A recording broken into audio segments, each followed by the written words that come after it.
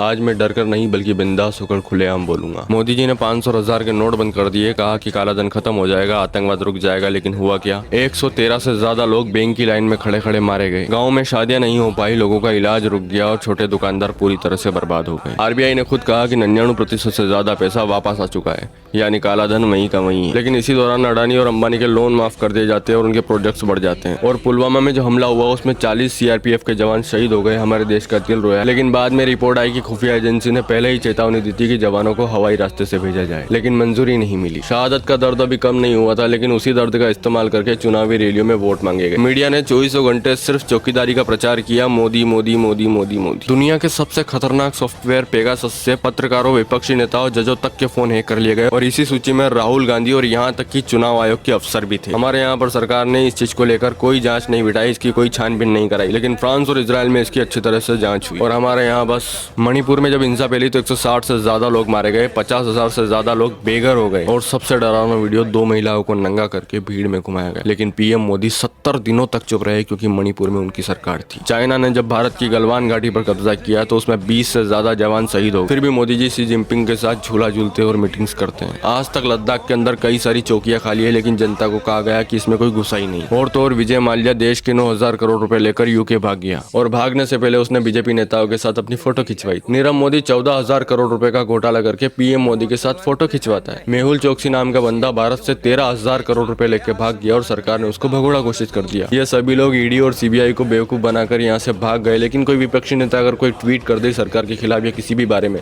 तो उसको रातों रात या तो जेल हो जाती है या उसके घर में रेड पड़ जाती है। मार्च 2023 में जब राहुल गांधी ने संसद के अंदर मोदी जी से पूछा कि आपका अडानी से क्या रिश्ता है, इसके बाद उन्हें 2015 के एक पुराने केस में 2 साल की सजा सुनाकर संसद से बाहर कर दिया जाता है। मीडिया ने उन्हें पप्पू कहा, न जाने कितना ट्रोल किया, लेकिन सच तो ये है कि वो देश की सबसे बड़ी कॉर्पोरेट सरकार गठजोड़ को चुनौती दे रहे हैं। ब्रजभूषण सिंह नाम का एक बीजेपी नेता है जिसके ऊपर महिला पहलवानों का यौन शोषण करने का आरोप है। महिलाएं धरने पर बैठी, लेकिन सरकार ने ब्रजभूषण का साथ दिया। और तो और बेरोजगारी 45 सालों से हमारे देश के अंदर चरम पर है। अनगिनत टैक्सेस लगाए जा रहे हैं, इतनी महंगाई, लेकिन सरकार आपको लव जिहाद, इंडिया, पाकिस्तान, कब्रिस्तान, शमशान इस चीज के अंदर फंसाए रखी है ताकि आप सवाल ना पूछ सको। और जहाँ सवाल नहीं पूछे जाते हैं वहाँ लोकतंत्र खत्म हो जाता है। तो जरूरत है अब आवाज उठाने की, और जो सत्ता में बैठी है सरकार, ये जो हिंदू मुस्लिम कर रही है, जो हिंदू मुस्लिमों को लड़ा रही है, उनसे सवाल पूछने की कि यह देश हमारा